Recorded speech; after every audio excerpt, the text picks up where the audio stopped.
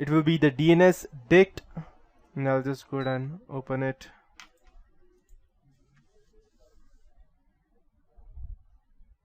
Cal Linux again, information gathering, DNS analysis, and we have DNSdict 6. If you don't have, you can straight away go ahead to its own website and download if you are using it for the Windows version. I doubt whether it will be there because okay, we have it on GIT Hub.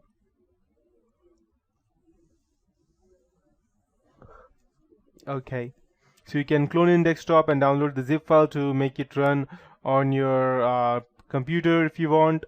So we have all the packages just in case. These are for, yep, I believe these are for the MacBook Pros. Fine. Okay, so now let's go ahead and check. So information gathering use DNSdict. DNSdict 6 is an information gathering tool which is used for gathering information from a website. DNSdict, it's a DNS dictionary. 6 can scan a website, and it can also show you how many subdomain or domain are available, and it can also go ahead and scan the IPv6 and the IPv4 addresses, which are quite useful. This tool is quite a powerful tool, I can say, because it also extracts the subdomains which are restricted or invisible for users. So let's say if you're working in any ABCD company and you are a user who is working over there, even you will not be able to view those subdomains, but the hacker who is using this tool will be able to see, and it's quite creepy. So overall, this is a nice tool for information gathering through website. So you can just go ahead and open it in this way, and you can check options over here, these tags which you can apply and gather much more information. I'll be using some of them, and I'll be showing you how this works. Let's go ahead and search for google.com DNSdict 6.com. What this will do is that it will extract the subdomains of Google with their IPv4 and IPv6 information. So later on, if you want to go ahead and restrict it to only to IPv4 or IPv6, we can also do that. So let's go ahead and check all the information. So these are the IPv6, I believe. Okay, we have loads. And these are all the real ones, just in case you might be wondering. These are not any of this is not a fake Google. It's these are all the original subdomains of google.com. How many of them are in total? Let's check. Okay, we have 1419 words. Okay, great. And side by side, I'll also go ahead and open another one. Okay, we have it. So we have a total of 58 domain names and 25 unique IPv6 addresses for Google. So we only have the IPv6 as of now. We have not received any IPv4. In order for us to do that, let's go ahead and first check the IPv6 for Microsoft.com, and let's see if we are able to get anything from there.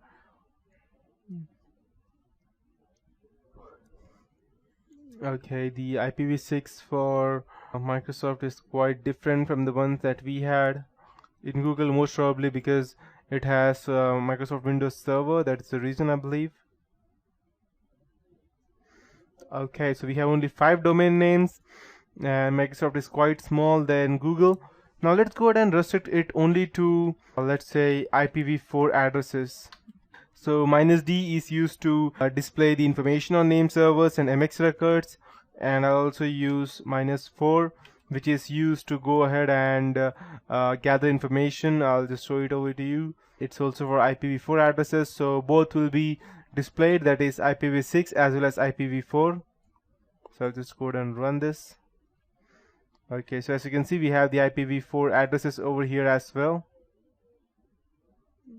We also received the IP addresses of the admin as well, which is quite dangerous. But since it's Google, I don't think that anyone will try to go ahead and mess with it. We have much more IPv4 addresses than we had IPv6 previously. Let's check. Previously, I believe we had a total of 58 IPv6 addresses. Okay, perfect. So we received a total of 76 domain names and 60 unique IPv4 addresses, which is quite useful. So the most important one out of these would be the admin ones, which I found out previously. so which are quite dangerous if it falls into the wrong hands. Okay, so we have the IP addresses for admins. It's probably 1 2 3 4 5 6 7 8 9 10 11 IP addresses, I believe, and 12. The 12th one is the IPv6. Perfect. So these are the ways as to how you can go ahead and find out information about the IP addresses of people who are working inside a domain or a subdomain. And that would be it for this tutorial. In the next tutorial, I'll be starting with the two different and one of the few of the most important tools, that would be DNS map and DNS recon. So that's it for this tutorial, guys.